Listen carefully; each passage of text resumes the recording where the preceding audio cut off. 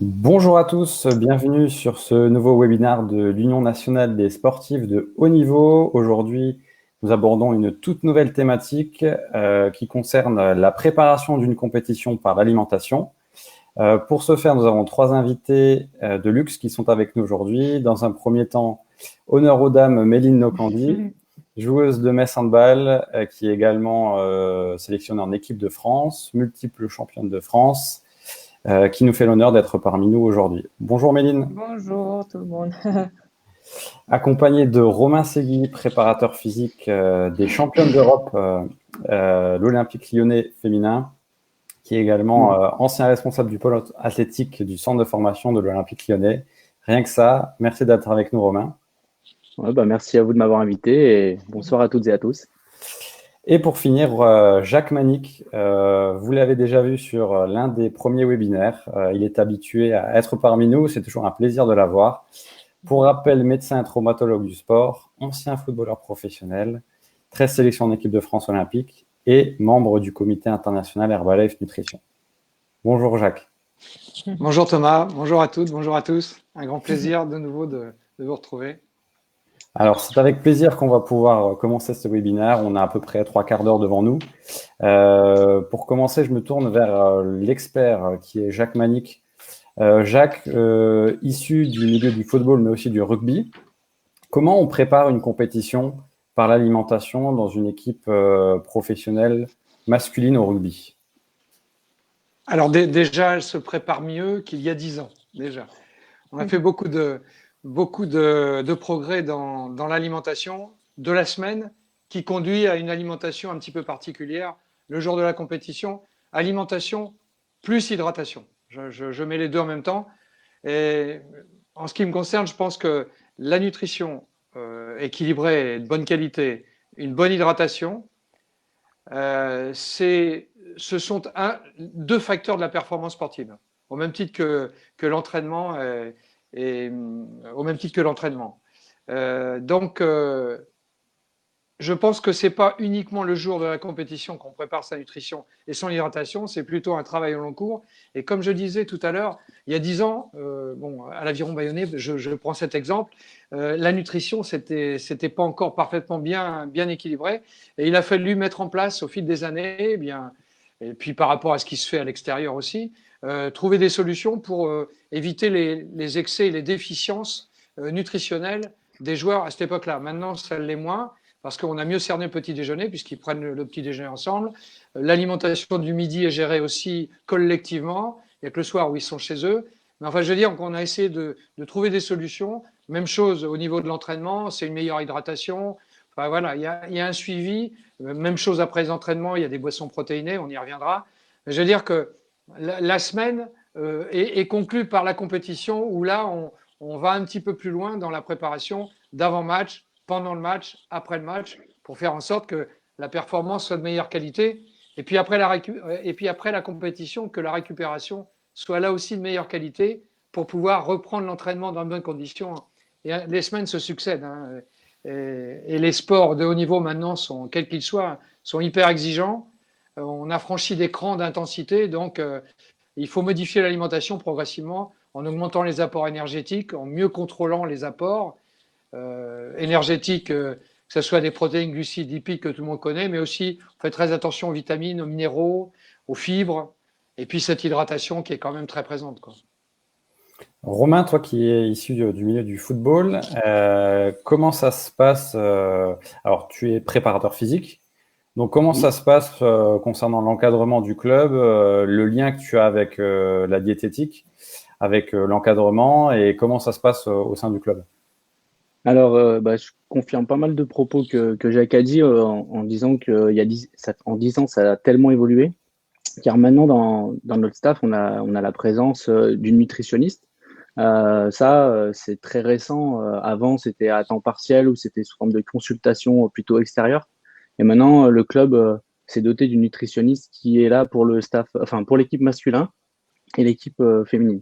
Donc, en tout cas, ça, c'est déjà une grande avancée. Sinon, avant, c'était le docteur qui faisait le lien avec le préparateur physique et les kinés.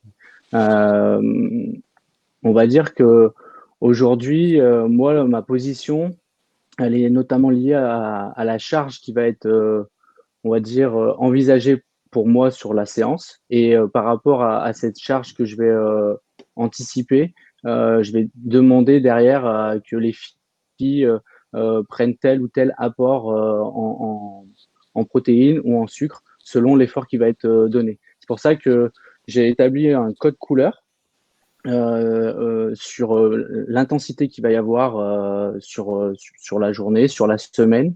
Et comme ça, le médical, qui eux sont ceux qui vont préparer les boissons protéinées ou glucidiques, vont avoir un peu une idée de la planification qu'il y aura dans la semaine au niveau des apports. Après, il a parlé aussi de la nutrition. En effet, nous, on a la chance que le club mette des moyens assez colossaux parce qu'on a un cuisinier qui est dédié qu'à notre équipe. Donc ça, il y a un cuisinier pour les garçons, mais un cuisinier aussi que pour les filles. Tous les matins, les filles ont le petit déjeuner au club avant l'entraînement et ensuite le repas qui est obligatoire afin d'après, comme ça, elles peuvent vaguer à leurs occupations d'après-midi, soit faire de la récup ou soit rentrer et être libre chez elles. Donc ça, c'est vraiment quelque chose qui est, je pense, dans la D1 féminine, dans notre championnat chez les filles, c'est vraiment un apport majeur. Toi, Méline, quel est ton rapport à la nutrition? Ben, moi, en club, ça dépend si on joue à domicile ou si on joue à l'extérieur. Si on joue à l'extérieur, on a tout le temps les mêmes menus. C'est souvent des pâtes et du riz. Mais à la maison, ben, on fait comme on veut. Chaque joueuse fait comme elle veut. Au début de la saison, on a notre président qui est médecin, qui vient nous aiguiller un peu sur ce qu'on doit manger avant les matchs, parce que maintenant, on peut jouer à 14 heures comme on peut jouer à 20 heures. Donc, pour les petits déjeuners, il essaie de nous aiguiller pour bien manger avant les matchs. Mais on se débrouille toute seule. À part en équipe de France où le médecin de l'équipe de France, en fonction de tes blessures ou de ce que tu as déjà eu avant, peut te proposer un planning où il y a des adaptations, par exemple manger sans gluten, des choses comme ça. Mais c'est très solo. Et ton rapport, toi, tu as toujours été solo et tu t'es documenté et tu as géré ton alimentation toujours par tes propres moyens? Ou est-ce que tu as demandé, du coup, au début, à être un peu accompagné dans ta démarche? Ben moi, j'ai pas demandé, j'ai pas cherché à être accompagnée en fait, parce que quand j'étais un peu plus jeune et que j'allais à l'INSEP, Mhm. j'avais une nutritionniste qui me faisait des bilans. Et j'ai eu la chance de pas prendre du poids ou de ne pas avoir des blessures qui est à cause de ma nutrition. Donc, vu que je prends pas du poids, ben, je mange comme j'ai envie et je mange ce que je veux. Après, j'ai aussi la chance de manger très local. Quand j'étais à la maison en Guadeloupe, ben, on mangeait pas de pâtes, on mangeait pas de riz, c'était des racines, c'est des choses comme ça.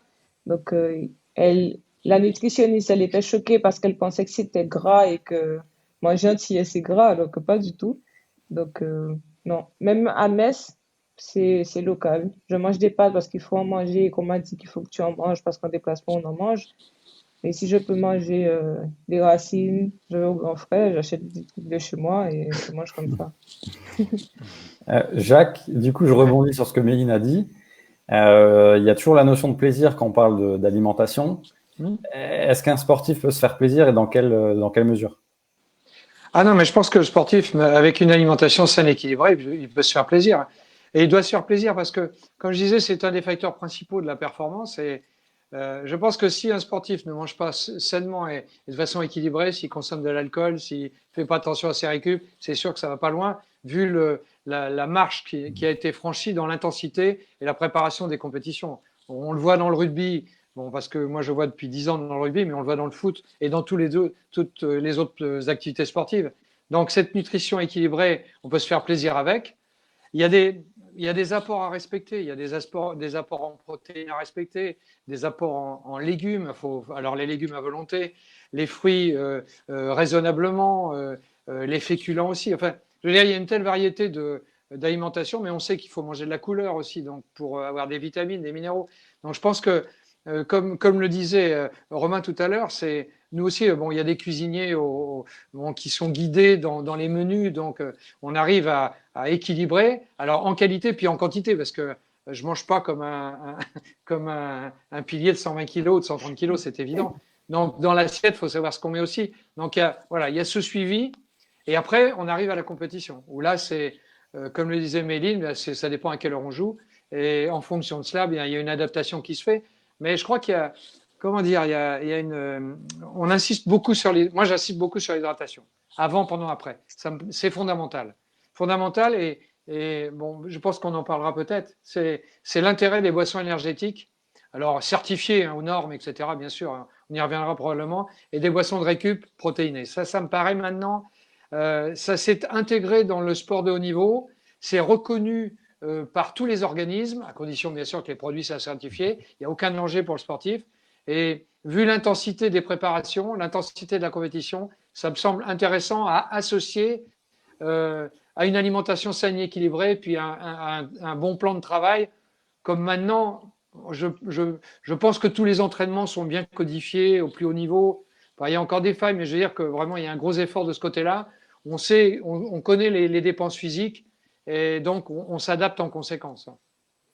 Alors, on a traversé une période un peu particulière avec, encore actuellement avec le Covid, la reprise de compétition, d'entraînement de compétition. Je me tourne vers Romain. L'Olympique Lyonnais a de nouveau fait champion d'Europe. Alors, on veut savoir un peu les secrets, comment ça se passe, comment vous avez préparé tout ça, sachant que c'était un peu particulier. Est-ce que quelle alimentation a été mise en place? Est-ce que tu peux nous en dire plus sur comment ça s'est passé? Alors déjà, le secret, c'est surtout que on a les meilleures joueuses du monde et qu'elles ont une soif de gagner qui est incroyable. Et moi qui viens du milieu masculin et tous les jours impressionné par ces filles qui sont jamais rassasiées, qui ont toujours envie de gagner. Et il y a des filles qui ont gagné leur 7e Champions League, c'est juste incroyable et elles ont encore envie qu'on gagne cette année. Donc ça, je pense que c'est vraiment inexplicable et on leur doit beaucoup de respect et de reconnaissance parce que ce qu'elles font et ce qu'elles sont en train de faire, je suis pas sûr que un jour ça sera égalé. Donc chapeau à elles.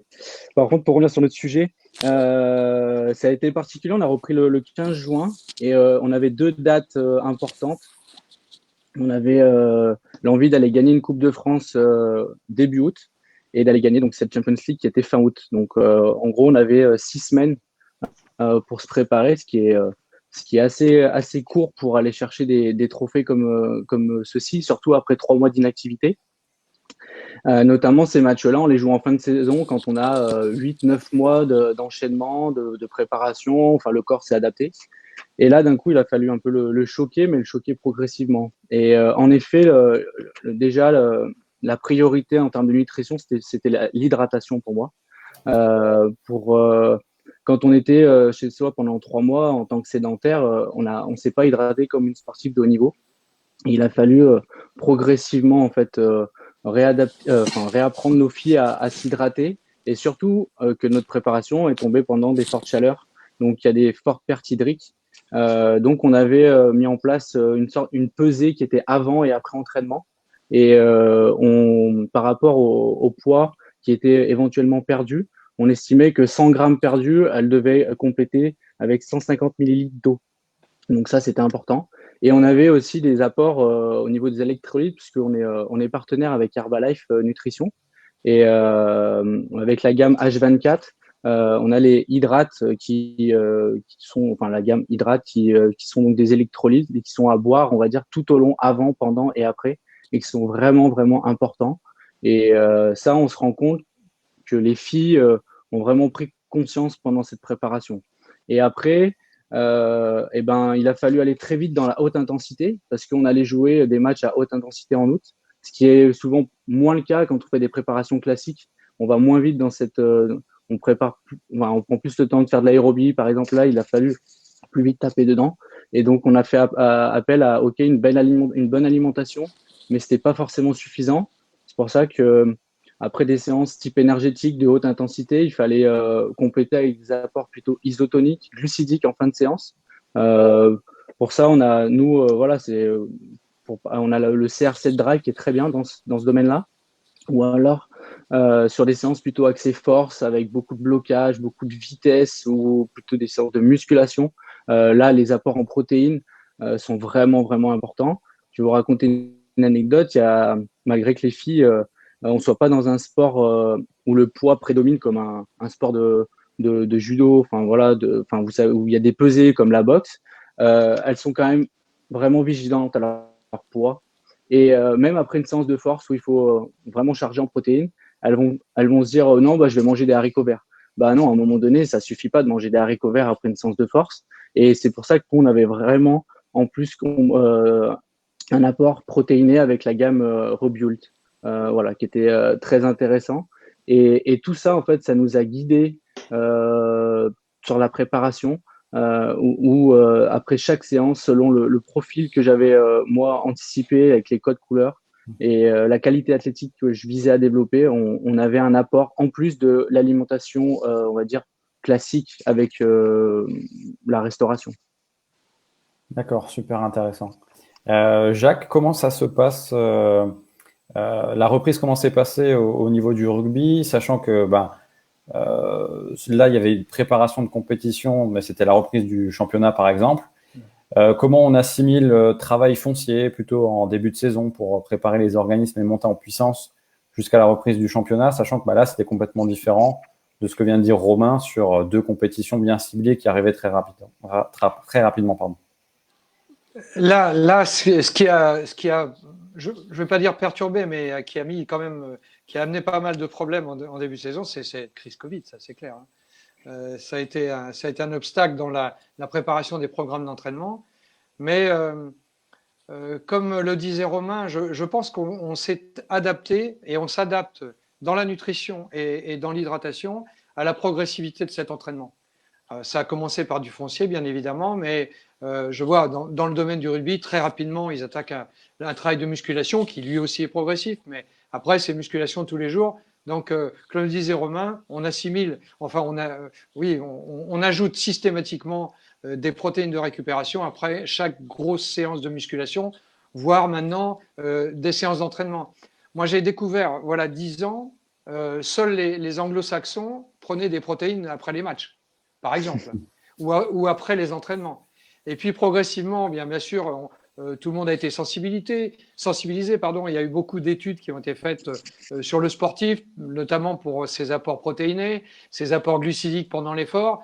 Et bon voilà, par l'information et puis par aussi les résultats engendrés par ces apports dans la performance et dans la récupération, eh bien tout le monde s'y met. Donc maintenant, comme je vois comme à l'Olympique Lyonnais, eh bien ils ont leur préparation protéinée après les entraînements. Ils ont une boisson d'entraînement, une boisson de l'effort. Voilà, c'est pas lié à la reprise. La reprise, nous sommes adaptés au staff sportif, c'est évident. Et aux séances d'entraînement, au départ, ça a été par 4. Hein. Par 4, plus ça a été scindé, tout a été scindé avec le Covid. Hein. C'est sûr. Mais je rajouterais juste pour l'anecdote, on est à notre 20e prélèvement PCR. Hein. Donc, c'est ça. Ouais, c'est incroyable. C'est une parenthèse, mais c'est vrai que la reprise a été fort compliquée pour tout le monde, quoi, pour tout le monde. Et les compétitions, c'est compliqué aussi pour tout le monde. Il y a des clubs qui ne peuvent pas jouer parce qu'il y a tant de Covid dans la semaine. Donc, le match est repoussé. Ils ne vont pas jouer pendant 15 jours, pendant 3 semaines. Donc, voilà, c'est très difficile. Pour le sportif de haut niveau, j'avoue que c'est une période excessivement compliquée. Pas que pour les sportifs de haut niveau, bien évidemment. Toi, Méline, en tant que sportif de haut niveau, comment tu as vécu le confinement? Est-ce que tu as fait des essais? Est-ce que tu as changé ton alimentation?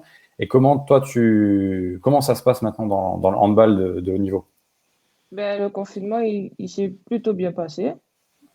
Je voulais rentrer en Guadeloupe, mais c'était impossible avec le Covid. J'avais trop peur de l'emmener ou de le ramener près de mes proches. Donc, j'étais là et j'attendais comme tout le monde. Après, j'avoue, j'ai essayé plein de choses au niveau de l'alimentation. J'ai essayé d'arrêter de manger de la viande.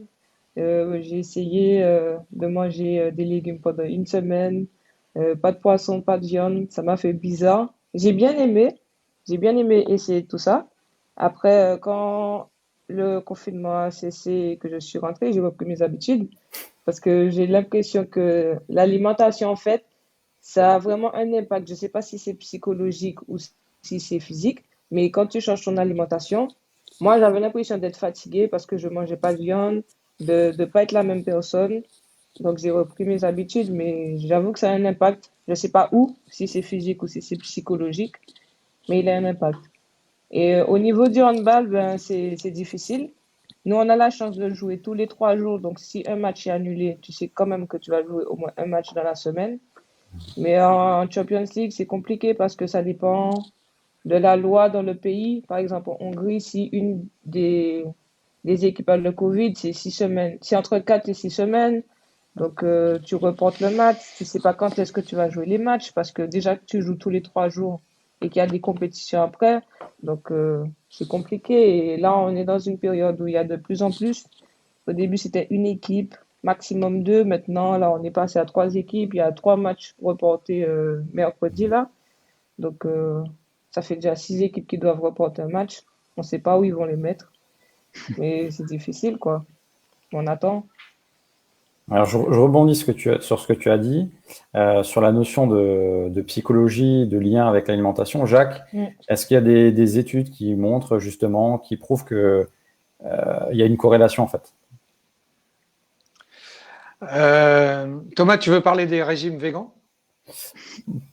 Pas forcément. Bon, Pas forcément. on peut aborder le sujet, mais là, je parlais vraiment ouais, d'un manque Ah, sur. je pense que le fait d'être contraint de, entre guillemets, rester à la maison et de couper son activité sportive habituelle avec son rythme, son intensité, ses habitudes, c'est très déstabilisant. C'est très déstabilisant et obligatoirement, même sans que, obligatoirement, on va peut-être plus manger, on va peut-être faire moins attention. Donc, on va avoir des apports qui vont se modifier en plus et peut-être, ou alors ils vont rester à égalité, mais du point de vue dépenses énergétiques, ça va être moindre. Donc, obligatoirement, on va peut-être se retrouver dans un climat d'inconfort physique et indiscutablement psychologique. Ça, c'est clair.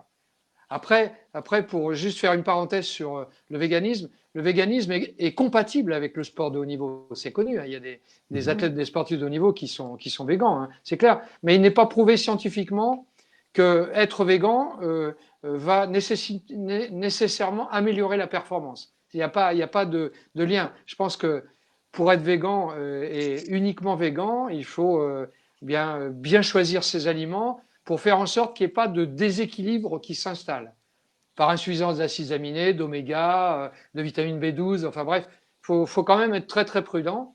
Et là, si on n'est pas prudent, on peut avoir aussi non seulement un retentissement physique, mais un retentissement psychologique aussi. Et au niveau donc du club de rugby de l'Aveyron Bayonnais, est-ce que vous avez un lien direct avec chaque joueur ou des groupes d'information pour justement sensibiliser en fonction de l'alimentation, de ce qu'ils veulent manger? Ouais, très rapidement, on a des informations. Bon, déjà, on les voit tous les jours, hein. Déjà, ils sont vus tous les jours, ils sont suivis. Il y a des cuisiniers, comme le disait Romain. On a le même principe. Mais en plus, on a des devoirs d'information sur la nutrition, sur le dopage, contre le dopage. Enfin, il y a pas mal d'informations qui circulent en permanence, quoi. Donc, il y a des rencontres très marquées pour les centres de formation et puis aussi pour les professionnels, bien évidemment. Il faut que le sportif de haut niveau, enfin, s'il veut être performant sur des années, il faut qu'il maintienne des habitudes de vie similaires et sur des années. C'est pas toujours facile, hein. Vous savez, en gros, on dit qu'il faut respecter toutes les normes d'une alimentation saine équilibrée 80% du temps, et puis 20% du temps, on peut se lâcher un peu, quoi. Donc, les rugbyman se lâchent un peu de temps en temps, hein. Et Romain, toi, au niveau de l'équipe féminine, est-ce qu'il y a un code qui est mis en place pour les joueuses? Est-ce qu'elles sont tellement professionnelles qu'elles se suffisent, ou est-ce qu'il y en a qui demandent des conseils ou des liens par rapport justement au risque de blessure? Comment ça se passe? Ouais, ça du coup, depuis cette année, c'est surtout que ça passe avec la nutritionniste. Sinon, la saison dernière, ça arrivait que ça passait avec le docteur, quoi. C'est plus le docteur, je trouve, qui a que ce lien direct avec la joueuse. On en a quand même quelques-unes, elles sont très intéressées par le sujet. Et surtout, je pense, c'est parce que on a pas mal de retard en fait à ce niveau-là, au niveau des connaissances.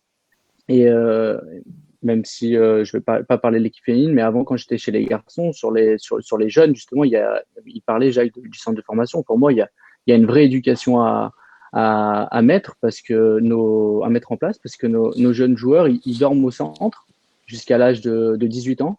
Ok, ils sont nourris, logés, blanchis, tranquilles, ils se posent pas de questions, ils pensent qu'au foot. Mais à 18 ans, on leur demande de prendre un appartement. Et peut-être que Méline a été confrontée à ça, mais c'est que tu arrives dans ton appart ton premier soir et ah merde, qu'est-ce que je me fais à manger quoi des pâtes et un steak. Mais tous les jours, à un moment donné, ça suffit pas.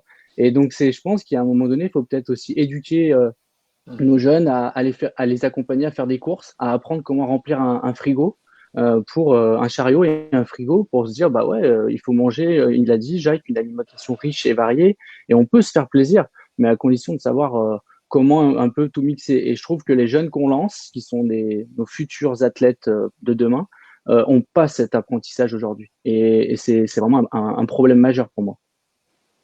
Et tu as vu une évolution récente là-dessus ou tu penses qu'on a encore un gros retard et ça va venir petit à petit?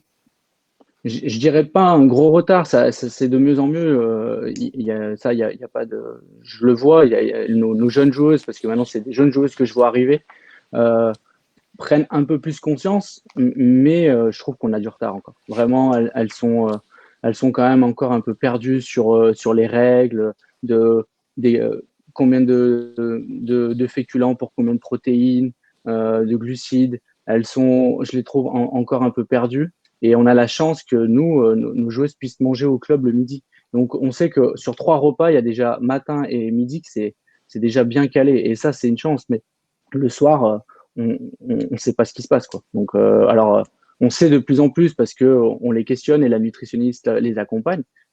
Mais encore une fois, j'ai la chance d'être à l'Olympique Lyonnais et tout le monde n'a pas la chance d'être structuré comme nous. Donc, et si on veut pour le bien de notre pays, il faut qu'on aille dans ce sens-là. Voilà. Moi, j'aimerais qu'on gagne de plus en plus de médailles aux Jeux Olympiques. Et ok, peut-être on s'est beaucoup questionné sur plein de choses, sur les entraînements et tout, mais peut-être que l'alimentation fait partie d'une des clés pour notre future réussite au niveau national. Sûrement. Un des facteurs de la performance, ouais. Ouais. Oui, ça c'est clair. Méline, toi, en tant que sportif de niveau, tu as été en centre de formation à Metz Handball. Comment ça s'est passé en centre de formation? Est-ce que tu as, justement, ce qu'a dit Romain, est-ce que tu as été éduqué à l'alimentation? Est-ce que c'est venu petit à petit? Là, tu vis seul en appartement. Comment t'as pris tes marques, etc. pour te faire manger? Au centre de formation, c'est nous qui faisions les courses. On le faisait sur Internet et la responsable checkait pour voir si on prenait des trucs pas bien ou bien. Donc, c'est nous. On a eu la chance quand même. Par contre, c'était beaucoup, beaucoup, beaucoup, beaucoup des pâtes. On avait un placard rempli de pâtes et c'était que des pâtes. Donc, vu que j'étais pas toute seule, on est obligé d'accepter ça. Donc, je peux pas prendre des trucs que moi je mange et pas les autres. Donc, beaucoup de pâtes. Après, moi, j'ai la chance d'avoir cuisiné très tôt grâce à mes parents. Donc, je suis rentrée en appartement et tout s'est bien passé. Je faisais comme si j'étais à la maison. Donc, je mange pas que des pâtes. J'en mange parce que on a match ou voilà quoi. On est pas obligé, mais ça doit faire partie de notre alimentation. Mais sinon, non, très varié de mon côté, très très varié. Mais je suis pas la personne qui, par exemple, j'ai des amis à moi qui étaient au centre de formation et jusqu'à maintenant, c'est pâtes et steak ou comme un déplacement, vu qu'elles savent pas quoi faire, elles font comme un déplacement, pâtes, haricots verts, saumon, pâtes, haricots verts, poulet. Ouais, c'est les mêmes choses, quoi. C'est dommage, mais bon. Et justement, est-ce que vous en parlez avec les joueuses? Est-ce que vous échangez des recettes? Est-ce que vous faites des soirées où vous cuisinez et vous dites, ah ouais, moi je pourrais faire ça aussi? Oui, oui, oui. Après, c'est vrai que pendant le confinement, par exemple, on avait du temps. Mais c'est vrai que là, quand tu t'entraînes beaucoup, Et en peu de temps, t'as pas le temps de, par exemple, assaisonner une viande ou préparer un truc qui prend du temps, quoi. Donc, entre midi et deux, t'es obligé de faire un truc rapide. Et la chose la plus rapide, c'est pas tes steaks, par exemple. Donc, si ça va vite que tu veux faire la sieste, ben, t'es obligé de faire ça.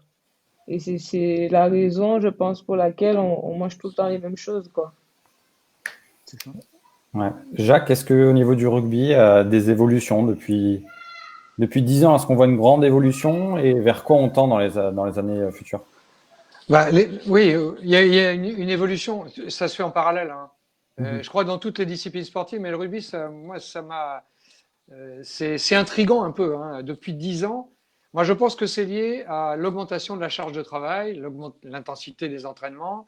En musculation, ils font un travail gigantesque quotidiennement, hein. Quotidiennement, avec des ateliers bien précis, ils travaillent le haut, le bas, ils font de la proprioception en même temps. Enfin, je veux dire, les entraînements se sont bien affinés. Il y a beaucoup de, comment j'allais dire, les préparateurs physiques sont nombreux, ils se partagent le travail, ils sont très spécialisés. Donc, voilà, il y a eu un cran de franchi depuis 10 ans, indiscutable, indiscutable, qui aboutit au fait qu'on trouve des garçons physiquement super bien préparés.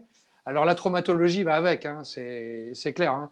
Mais l'alimentation aussi, je veux dire que voilà, on n'est plus comme il y a 20 ans dans le rugby, quoi. C'est clair, c'est incompatible avec le sport de haut niveau, incompatible. Déraper en permanence, c'est incompatible, vu l'intensité des entraînements et de la compétition.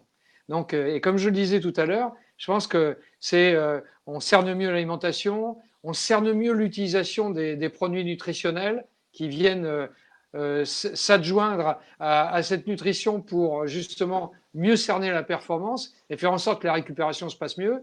Donc là, les sportifs de haut niveau sont de plus en plus mieux entourés à tous les niveaux parce que le sport devient très exigeant, quoi. Enfin, Et là, et notamment au rugby. Et notamment au rugby.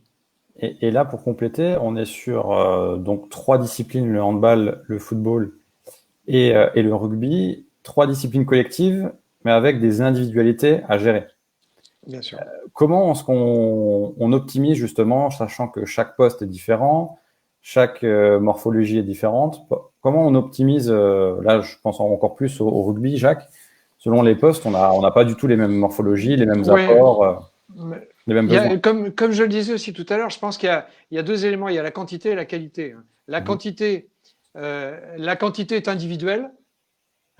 C'est sûr je veux dire, un demi de mêlée, il n'a pas les mêmes besoins énergétiques, même si il court plus que, c'est pas pareil, quoi. Mais il faut savoir qu'au rugby, on évolue entre 4000 kilocalories à 6500 kilocalories, hein, par jour. Donc faut avoir des apports en conséquence, hein. Donc la qualité, on la connaît par les apports protéinés, les féculents, les légumes, les fruits. Ça, on le sait. Les huiles végétales, on arrive à bien cerner la qualité de ce qu'on met dans l'assiette. Reste à bien cerner aussi la quantité. Parce qu'on est aussi pour des postes, je dirais, où la masse est importante, il y a des problèmes de perte de poids, en début de saison notamment. Donc, on va affiner leur alimentation en même temps qu'eux vont intensifier le travail aérobie pour, entre guillemets, perdre des graisses. Donc, voilà, il y a des sujets, enfin, il y a des joueurs où on fait plus attention que d'autres. Ils le savent, ils ont des entraînements spécifiques le matin à jeun, même en période de compétition, hein.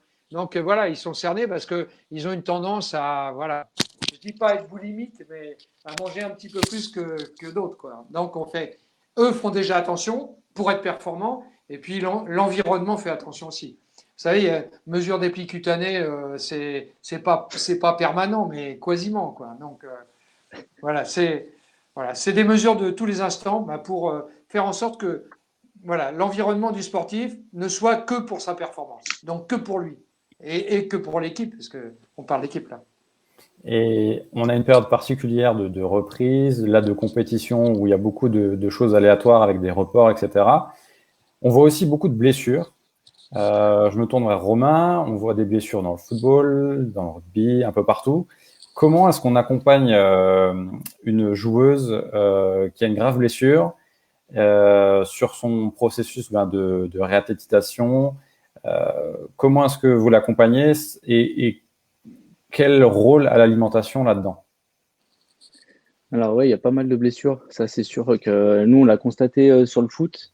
Toutes les équipes qui ont participé au final 8 de la Champions League, que ce soit les hommes ou les femmes, ça, il y a eu là depuis le mois de septembre beaucoup de joueurs et joueuses qui se sont blessés et fallait peut-être s'y attendre, mais en tout cas c'est triste parce que bah, entre le Covid et les blessures, les effectifs ont des fois du mal à être assez conséquents. Mais sinon, bah, c'est vrai que l'alimentation, elle joue un rôle assez important parce que justement, il y a un désentraînement. Et là, j'en parlais tout à l'heure que, notamment chez les femmes, il y a cette peur de prendre du poids. Et donc, du coup, bah, maintenant, elle a la chance d'échanger avec la nutritionniste et d'essayer d'anticiper, de prévoir un plan de nutrition pendant tout le temps qu'elle va être désentraînée avant qu'elle passe avec moi sur la réathlétisation. Parce que faut savoir que bah, selon la gravité de la blessure, au début, elle va plus être avec les kinés et ça va être simplement des soins pour aller progressivement vers du renforcement spécifique pour ensuite pouvoir me la donner et aller sur du travail énergétique ou de force. Et c'est qu'à ce moment-là qu'on va réaugmenter, on va dire, les apports par rapport à des boissons supplémentaires et pareil, des quantités qui seront proposées supérieures par la nutritionniste auprès de la joueuse. Après, je rajoute aussi, on a la chance nous, de travailler avec les GPS et d'avoir les données en live. Et c'est vrai que des joueuses qui vont effectuer beaucoup plus de sprints ou beaucoup plus de blocage, qui est plutôt à connotation force, on va dire, ou une joueuse qui va faire des grandes courses ou un gros volume d'endurance, n'aura pas la même proposition de boissons supplémentaires et d'orientation sur le repas du midi. Voilà, parce que la dépense énergétique n'est pas la même. Parce que Jacques m'en parlait tout à l'heure, il parlait en 4000 calories, il me semble que tu disais, Ouais, ouais. un rugbyman, ça peut Oui, aller. oui, en moyenne, en Donc, moyenne. ouais, en moyenne. Donc, nous, voilà, on parle pas forcément en calories, mais on essaye de se dire, bah, par rapport à cette joueuse, elle fait beaucoup d'efforts à haute intensité, donc c'est plus, elle aura plus besoin de glucides, alors que elle a plus fait de blocage. Donc ça, c'est plutôt bien. Et du coup, bah, la blessée a aussi une planification où elle va évoluer par une phase de réadaptation, de aérobie pour aller sur la haute intensité. Et cette nutrition va la suivre en fait comme un plan d'équipe collective. D'accord. Et il y a d'autres, alors il y a d'autres arrêts aussi en cours de carrière, mais ça c'est pour des événements un peu plus joyeux. Je me tourne vers Méline. Il y a des joueuses qui ont arrêté, qui ont eu un enfant. Laura Gloser, qui est en équipe de France et qui était ton ancienne coéquipière à Metz. Il y a eu Ali Luciano aussi. Est-ce que tu as pu discuter avec elles sur comment elles adaptaient leur alimentation pendant qu'elles avaient cette période d'inactivité et aussi de reprise? Est-ce que tu as pu échanger avec eux, avec elles? Pas trop concernant leur alimentation. Je sais Mhm. juste que Laura Glauser, elle faisait vachement attention parce qu'elle voulait vraiment pas prendre de poids en plus de sa grossesse. Mais je sais qu'après sa grossesse, par contre, c'était très carré. Elle savait ce qu'elle mangeait à telle heure, à telle date. Parce que déjà, elle s'entraînait pas avec nous, donc elle était tout le temps avec les kinés, les préparateurs physiques. Et franchement, c'était carré parce qu'elle avait des objectifs de reprendre avec nous et avec l'équipe de France. Donc, que ce soit alimentation, réathlétisation, c'était c'était impeccable, quoi. Ça se voyait qu'elle avait l'objectif et que rien pourra l'empêcher de reprendre. Et elle a repris très rapidement après avoir accouché, si je ne me trompe pas. Après, oui, elle a repris, ouais, je crois, 2 mois après. 2 mois après. Après, on n'a pas eu de chance parce qu'elle s'est blessée, mais vraiment sur la malchance, quoi. Donc, non, elle était vraiment carrée, même pendant les déplacements, elle avait son petit truc, elle mangeait avec nous, mais bon, voilà, quoi. Elle était carrée, quoi. Et toi, tu t'intéresses beaucoup à l'alimentation. Est-ce que c'est quelque chose qui t'intéresse encore plus pour l'après-carrière, pour accompagner des sportifs, ou est-ce que c'est juste, tu sais que c'est quelque chose qui va te permettre d'être performante dans ta discipline et ça s'arrête là? Non, moi j'aime beaucoup manger. La cuisine, c'est mon endroit préféré, j'y suis tout le temps.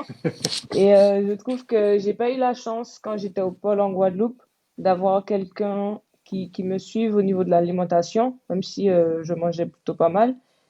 J'ai eu la chance d'être espoir fédéral, donc c'est quand j'allais en France à l'INSEP, qu'on me disait oui, ça c'est bien, ça c'est pas bien, etc. Donc, je pense qu'il manque vraiment ça en Guadeloupe, surtout, en tout cas au pôle handball en Guadeloupe. Donc, j'aimerais bien après être nutritionniste parce que pour moi, quand accompagner les gens dans l'alimentation et les aider, je pense que ça peut être un truc de bien. Et on n'a pas eu la chance, en tout cas ma génération n'a pas eu la chance d'avoir ça. Donc, être nutritionniste en Guadeloupe au pôle, sachant que j'ai été au pôle en Guadeloupe, ben, c'est aider les jeunes à être performants. Il y en a beaucoup, quand ils arrivent en France, on leur dit qu'ils font pas assez attention. Je pense que c'est l'idée, quoi. T'es antillaise, tout le monde sait que tu manges bien, même s'ils connaissent pas parce qu'ils n'ont pas été, mais juste de savoir, par exemple, si on prend un plat antillais, on va avoir beaucoup de sauce, des trucs comme ça, donc il y a pas, peut-être pas une goutte d'huile, hein, mais c'est comme ça, alors qu'on peut bien manger, on n'est pas obligé de manger que des pâtes.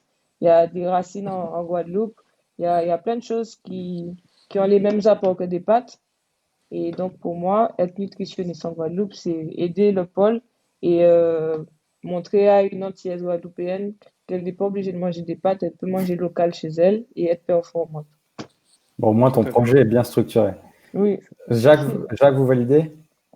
Ah oui, non, mais je valide. Pour avoir fait un séjour récemment là, en Guadeloupe et en Martinique, je valide. Il y a sur place tout à fait une alimentation saine et équilibrée. Locale, mais elle est saine et équilibrée. Donc, susceptible d'accompagner les sportifs de haut niveau. Aucun problème. Et est-ce que vous avez justement des joueuses qui sont peut-être en fin de carrière, du coup là je me tourne vers Romain et Jacques au rugby, qui sont vraiment intéressés par la nutrition pour faire cette bascule aussi? Moi, pour l'instant, j'en ai pas entendu ça. C'est plutôt la reconversion dans le football, on va dire, Ouais. pour celles qui sont en fin, mais vu qu'elles sont toujours aussi performantes, elles n'ont pas décidé d'arrêter. Donc, mais en tout cas, non, pour l'instant, ce serait plus sur du football. Ouais. D'accord. Mais Ouais, football, on va dire coaching, hein, pardon. Voilà. Ça aurait pu être football alimentation, mais c'est football plus dans le coaching, quoi. Et Jacques, dans le rugby? je pense que pour les sportifs de haut niveau en général, il y a toujours cette période à l'arrêt de carrière, cette période difficile pour celui qui n'a pas programmé une reconversion. Ça peut être très compliqué. Très compliqué. Alors, bien sûr, bénéficier de sa propre expérience pour véhiculer des messages, comme le disait Méline, je trouve ça superbe, mais voilà, il faut rentrer dans un cadre de formation, il faut pour être diététicien, nutritionniste, pour faire autre chose. Bon, quelques-uns deviennent non pas nutritionnistes, mais restaurateurs, donc c'est un peu différent. Est-ce que, et bon, on a fait déjà pas mal de thématiques là, de sujets par rapport à cette thématique. Pour conclure, chacun, quelle est votre vision de l'alimentation? Comment elle va évoluer pour vous? Comment elle va évoluer dans les 10 ans, chacun dans votre discipline? Je peux me permettre de commencer? Moi, je pense qu'il y a d'énormes progrès de fait dans l'alimentation, dans le choix des aliments. Mais je pense qu'il faut de toute façon continuer à bien lire les étiquettes pour savoir quels sont les ingrédients. Il faut faire attention à ce que l'on mange. C'est indiscutable, ça. Alors, ça va pour l'alimentation, mais c'est aussi pour les produits nutritionnels, les vitamines, les minéraux, les boissons énergétiques. Je pense qu'il faut. Voilà. Et on entre dans une période où le végétal devient pas prioritaire. Je veux pas dire ça, mais voilà. On va de plus en plus vers le végétal, de plus en plus vers des produits nutritionnels sans colorants, enfin vraiment des produits très naturels, quoi. Donc voilà, il y a de gros progrès de fait de ce côté-là, et ça, de ce côté-là, c'est superbe, quoi. Romain, peut-être pour continuer? Ouais. Oui, bah, je pense que c'est ça. Le végétal va vraiment devenir je pense, un aspect prioritaire des futures années, avec de ce qu'on entend par rapport à, voilà, peut-être qu'il va manquer des animaux. Enfin, va falloir trouver des solutions pour s'alimenter autrement. Ouais, c'est Et c'est sûr qu'il va falloir vite prendre en compte cet élément végétal, quels sont réellement les effets bénéfiques pour la performance sportive, pour établir un vrai plan. Et je pense que, alors ça se fait peut-être dans d'autres sports, mais moi, je pense que dans le foot, il y aura pour chaque type de joueuse ou joueur, sur tel et tel repas, le matin, midi et soir, tu sauras que tu devras manger vraiment, il faut 30 grammes de protéines, 60 grammes de glucides, Ça, ça c'est c'est un clair. exemple. Et que au restaurant du club ou le jour du match, et ils auront vraiment leur assiette pesée au gramme près. Moi, je pense qu'on va, alors ça va peut-être devenir de la folie, mais je pense que on va peut-être arriver sur ça parce que j'ai vraiment l'impression que l'alimentation est en train de devenir un élément majeur des discussions, en tout cas chez les entraîneurs, chez les joueuses. Enfin, c'est quelque chose qui est très important. Nous, on a vraiment mis l'accent là-dessus pendant toute notre préparation. La nutrition était vraiment une clé de voûte durant notre préparation jusqu'à la Coupe d'Europe, quoi. Surtout qu'on savait qu'on allait jouer un Final 8 en 3 matchs en 8 jours. On a l'habitude de faire ça, mais pas aussi tôt dans la saison, et c'était vraiment important de se préparer à ça suite vous le savez, au confinement. Donc, moi, vraiment, je pense que l'alimentation va être de plus en plus importante, et c'est pour ça que je pense, vu qu'on a un grand club, on a cette chance, on marque le coup avec une nutritionniste pour, j'espère, donner un bon exemple et que les clubs aient des moyens pour se doter de personnes. Comme il y a 15 ans en arrière, il n'y avait pas de préparateur physique dans les clubs. Même, même dans certains clubs, c'est même encore compliqué. Mais on se rend compte qu'il y en a de partout. Je pense que dans 10 ans, il y aura une nutritionniste dans tous les staffs. En tout cas, je pense vraiment. Et Méline, toi, pour conclure, au niveau du handball et ta vision, toi, de l'alimentation, comment tu le vois dans 10 ans? Ben, c'est vrai que moi, après avoir entendu Romain sur son club, ben, j'espère en tout cas que dans le handball, je sais pas comment ça se passe dans les autres clubs ou à l'étranger, mais c'est vrai qu'on est très seul, entre guillemets. On a quelques informations ou quelques aides, mais quand j'entends que dans d'autres clubs, ils ont le petit déjeuner, que c'est équilibré, ils ont le déjeuner, ben, nous, au handball, ou en tout cas dans mon club, on est tout seul, on fait tout seul. Donc, si on mange mal, ben, il n'y a que nous qui le savons. Et j'espère juste que ça évoluera. En équipe de France, on est suivi, plus ou moins. Mais dans les clubs, je suis pas sûre que ça soit aussi bien suivi qu'une joueuse, elle est, tu sais qu'est-ce qu'elle va manger parce qu'elle saute plus. Il y a des joueuses de duel au handball, mais il y en a qui sautent pas. Donc, il y en a qui ont moins de choc. Donc, je trouve ça très, très intéressant. Après, au niveau de l'alimentation, ben, plus les jours avancent et plus j'entends mes coéquipières, mes adversaires parler de l'alimentation. Il y a beaucoup d'évolutions déjà. Il y en a plein qui essaient de changer parce qu'elles ont des tendinites ou des trucs comme ça. Donc, dès qu'on, j'ai l'impression en tout cas que dès qu'on a une blessure, même s'il ne faut pas attendre la blessure, mais dès qu'on a une blessure, on pense tout de suite à l'alimentation. Est-ce que je bois assez d'eau? Est-ce que je mange assez de légumes? Donc, j'espère que ça continuera dans ce sens, quoi. Mais c'est beaucoup le suivi pour moi. D'accord. Bon. En tout cas, on a fait un sacré tour de la question avec 3 disciplines différentes. Donc, c'était super intéressant. En tout cas, on vous remercie tous les 3 d'avoir participé à ce webinaire avec nous. C'était vraiment un plaisir. On remercie les personnes qui nous ont suivis, qui sont en ligne, qui ont beaucoup commenté ce live. Il sera disponible en replay dès la fin de ce live. Donc, n'hésitez pas à le revisionner. En tout cas, on vous souhaite une bonne soirée. Restez connectés et ça sera bientôt un nouveau webinaire, toujours au sein de l'Union nationale des sportifs de haut niveau. Bonne soirée à vous 3. Merci Bonne soirée. beaucoup. Merci Bonne Thomas. soirée. Ouais. Au revoir Romain. Au revoir Méline. À Au bientôt. revoir. Salut Jacques, Méline, À Thomas. bientôt. Ciao.